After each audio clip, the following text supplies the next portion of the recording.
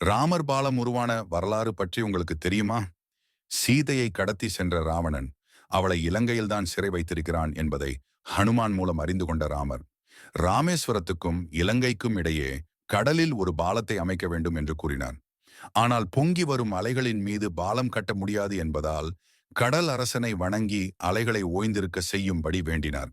வருணன் சற்று தாமதித்தால் கோபம் கொண்ட ராமர் வில்லினை எடுத்து வருணனுடன் போர் செய்ய ஆயத்தமானார். உடனே வருண பகவான் நேரில் தோன்றி ராமரிடம் தாமதத்திற்கு மன்னிப்பு கேட்டு கொண்டு கடல் அலைகளை ஓய்ந்திருக்க செய்யும்படி செய்தார். வானர சேனைகள் பாலம் கட்டத் தொடங்கினார்கள். இந்த பணிக்கு தலைமை பொறுப்பை ஹனுமான் ஏற்றுக்கொண்டார். கடலில் போடும் பாறைகளெல்லாம் நீரில் மூழ்கின. அப்பொழுது ராமர் பாறைகளை நளன் என்ற வானரத்தின் கைகளில் ஒப்படைக்கும்படி ஆணையிட்டார். நளன் கடலில் எரிந்த பாறைகள் எல்லாம் மிதந்து நீரில் மூழ்காமல் நின்றன. ஹனுமான் கொண்டு வந்த பாறைகளை நளன் என்ற சிறிய வானரம் வாங்கி எறிவதா என்று ஹனுமான் சினம் கொண்டார். இதனால் பாறைகளை அவரே கடலில் போட ஆரம்பித்தார். ஆனால் பாறைகள் நீரில் மூழ்கின. அனுமனிடம் ராமர் நல்ல காரியத்தில் ஈடுபடும் போது பெரியவர் சிறியவர் என பாகுபாடு கூடாது என்று அறிவுரை கூறி நளனிடமே பாறைகளை கொடுக்க சொன்னார். நளன் எரியும் பாறைகள் மட்டுமே மிதப்பதை கண்ட லக்ஷ்மணன் அதன் காரணம் என்ன என்று ராமரிடம் கேட்டார்.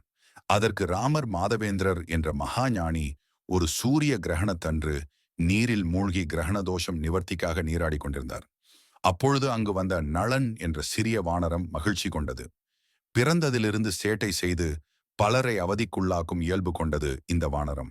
நீராடி கொண்டிருந்த ஞானியை கண்டு உற்சாகமாகி குளத்தின் கரையில் இருந்த கற்களை எறிந்து அது மூழ்கும் போது உண்டான சத்தமும் சாரலும் கண்டு சிரித்தது. இதனால் முனிவரால் மந்திரங்களை முறையாக உச்சரிக்க முடியவில்லை. அந்த வானரத்தை பல முறை விரட்டியும் நளன் போகவில்லை.